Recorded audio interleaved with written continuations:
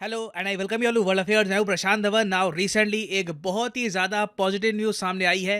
India Europe का number one supplier बन चुका है रिफाइंड ऑयल के मामले में। यहाँ पर आप देख पाओगे India is now Europe's largest supplier of refined fuel. ये एक मेजर अकॉम्प्लिशमेंट है और इससे देखिए भारत को हेल्प मिलेगी अपने एक्सपोर्ट्स बहुत ज़्यादा बढ़ाने में। इवेंचुअली जो हमारा टारगेट है इस साल का 900 बिलियन डॉलर्स का, ये हम रीच कर सकते हैं यूरोप की मदद से। क्योंकि अभी मैं ऑनलाइन देख रहा था वैसे ये जो न्यूज़ है, पहली बात तो कई लोगों को हजम नहीं हुई, लोग एक्सेप्ट नहीं कर पाए कि ये कैसे हो रहा है कि इंडिया ने सऊदी अरेबिया को भी बीट कर दिया रिफाइंड ऑयल एक्सपोर्ट करने के मामले में। और मैं ऑनलाइन देख रहा था, कुछ अमेरिकन जर्नलिस्ट हैं, फॉर एग्जांपल डेरेक ग्रॉसमैन, इन्होंने इस टाइप की मीम्स पोस्ट करनी स्टार्ट कर दी कि किस तरीके से रशियन ऑयल इंडिया के जरिए यूरोप के पास जा रहा है। और डिस्कस करते हैं इस टॉपिक को इन डेप्थ कि यहाँ पर रिसेंटली हुआ क्या है, क्या डेवलपमेंट्स हुई हैं। यूरोप को इंडिया जो ऑयल एक्सपोर्ट कर रहा है, रिफाइंड ऑयल एक्सपोर्ट कर रहा है,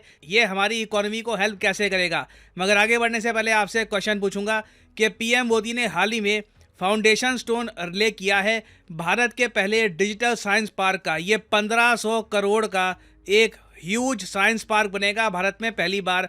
तो बताइए कि ये डिजिटल साइंस पार्क कहाँ पे बनने वाला है, दिल्ली, केरला, महाराष्ट्र या फिर सिक्किम? कमेंट सेक्शन में करिए उत्तर, सही आंसर मैं आपको दूंगा वीडियो के अंत में। ओके, तो जो ये सारा इशू है ना, ये इन डेप्थ समझने के लिए सबसे पहले मैं चाहता हूँ आप ये जो एनिमेशन है इस पर गौर करें।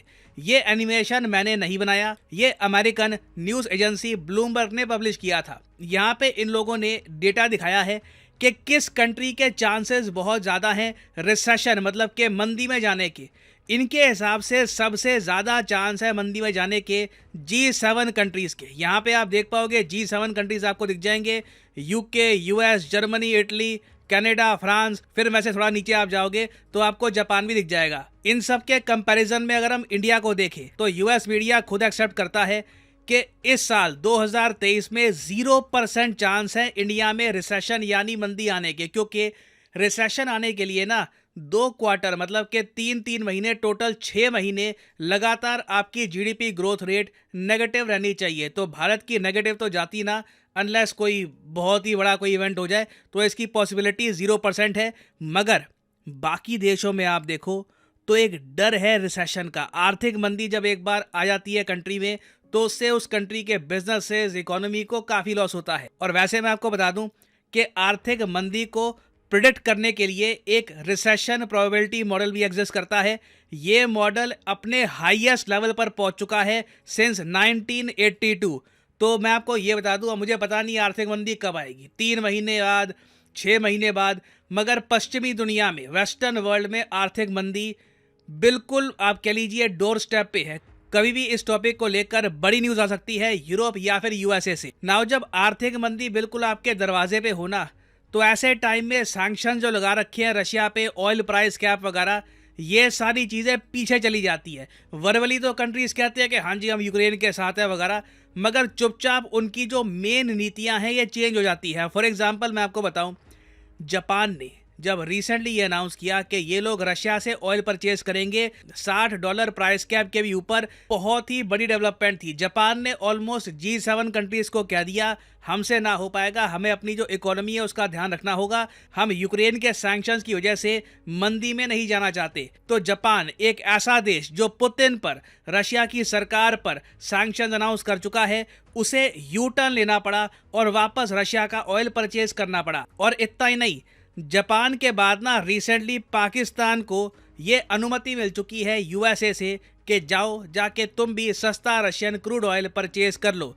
यहाँ पे आप देख पाओगे पाकिस्तान के जो एम्बेसडर हैं टू यूएसए, इन्होंने ये बात खुद एडमिट करी है कि पाकिस्तान को अप्रूवल मिल चुका है यूएसए का और अब पाकिस्तान आराम से रशियन ऑयल परचेज कर सकता है। अब आप समझ लीजिए, जब पाकिस्तान को भी अप्रूवल मिलना शुरू हो जाए तो ऑलमोस्ट आप मान लो कि सबको ही अप्रूवल मिल चुका है। आखिरी नंबर पाकिस्तान का यहाँ पे आया होगा। और यूरोप भी लंबे समय से क्या कर रहा है, कई महीनों से चुपचाप क्या कर रहा है कि जो कच्चा तेल रशिया प्रोड्यूस करता है ना, वो कच्चा तेल जब भारत में पहुंचता है और जब वो रिफाइन होता है, देखिए कच्चा तेल आप रिफाइनरी में रिफाइन करोगे और भारत के पास रिफाइनिंग कैपेसिटी बहुत सारी है। हमारी दिग्गज कंपनियां हैं, फॉर एग्जांपल मुकेश अंबानी का मेन बिजनेस क्या है, ऑयल रिफाइनिंग। आप देखोगे ऑयल रिफाइनिंग से वो बहुत कमाते हैं। रिलायंस इंडस्ट्रीज ऑयल रिफाइनरीज में बहुत कमाती है। उसके अलावा वेरियस हमारी कंपनीज हैं, इंडियन ऑयल है, हिंदुस्तान पेट्रोलियम है, इनकी मेजर रिफाइनरीज हैं all over India.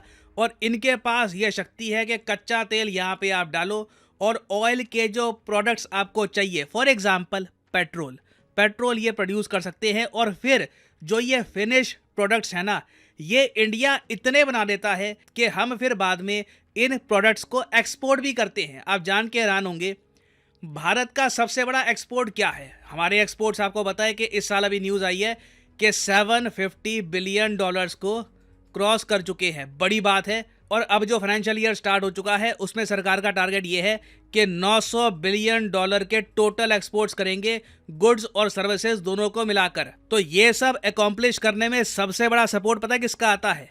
Petroleum products का। आप अगर इंडिया के स्टील आयरन के एक्सपोर्ट्स देखो तो ये कुछ भी नहीं है भारत के पेट्रोलियम एक्सपोर्ट्स के सामने। हम बहुत सारी विदेशी मुद्रा कमाते हैं अपने पेट्रोलियम प्रोडक्ट्स के एक्सपोर्ट से। ये इंडिया का मेन एक्सपोर्ट है। और दुनिया में आप देखोगे तो यूनाइटेड स्टेट्स और रशिया के बाद, रशिया तो खैर अब लिस्ट में रहा ही नहीं है, तो यूएसए के बाद इंडिया दुनिया का सेकंड लार्जेस्ट रिफाइनर आपको मिलेगा, क्योंकि टोटल कैपेसिटी ऑयल रिफाइन करने की हमारे देश में है 250 million ton. It is quite insane. तो यूरोप देखिए पहले भी काफी बार इंडिया से जो रिफाइंड प्रोडक्ट्स हैं, जैसे कि पेट्रोल हो गया और भी बहुत सारे प्रोडक्ट्स होते हैं कच्चे तेल से जो आप बनाते हैं, वो यूरोप हमसे परचेज करता था। मगर अभी रिसेंटली क्या हुआ है कि सऊदी अरेबिया को भी जो हमने बीट किया है ना, इससे दो बात साबित हो जाती है।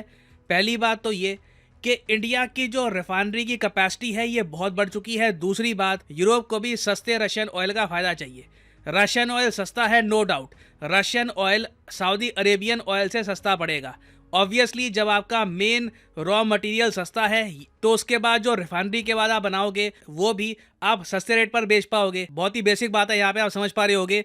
मान लो दो दुकानें हैं, एक दुकान को दूध सस्ते रेट पर मिलता है तो ऑब्वियस ही बात है वो दुकान आगे जाकर दही पनीर वो भी सस्ते रेट पर ही बेच पाएगी। तो यूरोप प्रैक्टिकली क्या कर रहा है, घुमा फिरा के रशिया का ही फायदा कर रहा है। रशिया से ये लोग डायरेक्टली डीजल पेट्रोल नहीं परचेज कर रहे, बस इंडिया के थ्रू परचेज कर रहे हैं।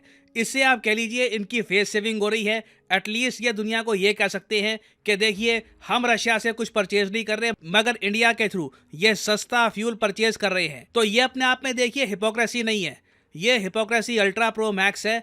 और मैं कहूँगा यूरोप ही ये सब कर सकता है। बाकी देखो, जापान खुल के कहता है कि जी हम रशिया का ऑयल परचेज कर रहे हैं। पाकिस्तान में लाख बुराइयाँ होगी, ये भी खुल के कह रहे हैं कि हाँ जी यूएस से हमको पर्ची मिल गई है, वहाँ पे लिखा है कि जाओ परचेज कर लो, तो हम परचेज कर लेंगे। मगर यूरोप ने कितने लंबे समय तक बाकी कंट्रीज़ की आलोचना करी, उनको ये कहा कि तुम गलत साइड खड़े हो, तुम हिस्ट्री की गलत साइड खड़े हो, बट चुपचाप ये लोग ऑयल परचेज कर रहे थे। बाय गॉड, एक एक्सट्रीम लेवल की हिपोक्रेसी। और ये मजाक नहीं है, इसे मजाक मत लेना, ये सीरियस बात है कि एक दुनिया का रीजन जहाँ से इतनी वेल्थ प्रोड्यूस होती है, इतनी इंटेलेक्चुअल प्रॉपर्टी प्रोड्यूस होती है, वहाँ के लोग इतने दोगले हैं। It is bad for Mankind. पर इंडियन पर्सपेक्टिव से आप देखो तो ये बहुत अच्छी बात है। हमारे एक्सपोर्ट्स बढ़ते रहेंगे, यूरोप की डिमांड कम होने वाली है नहीं। ये लोग फ्यूल परचेज करेंगे और भी कंट्रीज परचेज करेंगी। और रशिया यूक्रेन वॉर लगता नहीं है कि खत्म होने वाली है। रिसेंटली ज़ेलेंस्की ने एक स्टेटमेंट दी है कि हो सकता है, अगेन मैं मुझे पता नहीं ये होगा या नहीं, बट उनका कहना ये है कि हो सकता है कि रशिया यूक्रेन वॉर कई दशकों तक चले। ये तैयारी करके बैठे हैं कि 10-20 साल हो सकता है कि ये कॉन्फ्लिक्ट चलती रहे, ख़त्म ना हो। क्यों? क्योंकि ना यूक्रेन पीछे हटने को तैयार है, ना रशिया पीछे हटने को तैयार है। सीज फायर होता ना, यूक्रेन को लगातार यूएसए के वेपन्स मिल रहे हैं, तो ये कॉन्फ्लिक्ट हो सकता है कि कई सालों तक लगातार चलती रहे।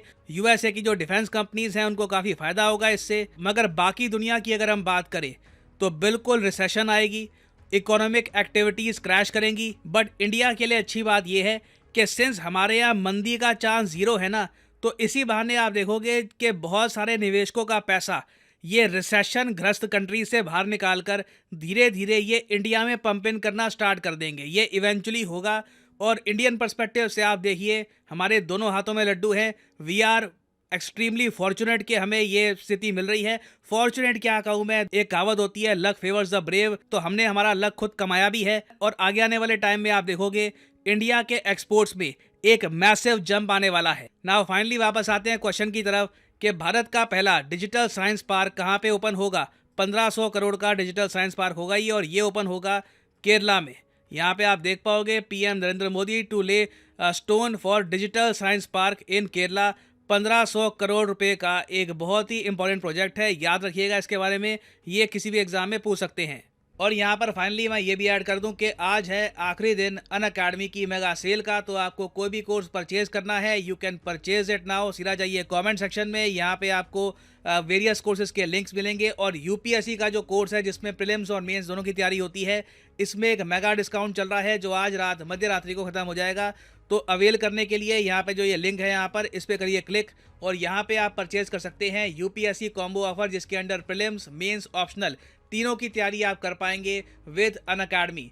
मगर जो प्राइसेस यहाँ पर लिखे हैं ये पे करने की जरूरत नहीं है, सिंपली यहाँ पर कोड यूज करिए PD10 and the prices will start falling. So use करिए code PD10 and save money इसी नोट के साथ। ये है वीडियो का अंत। Thank you for listening and as always God bless you all.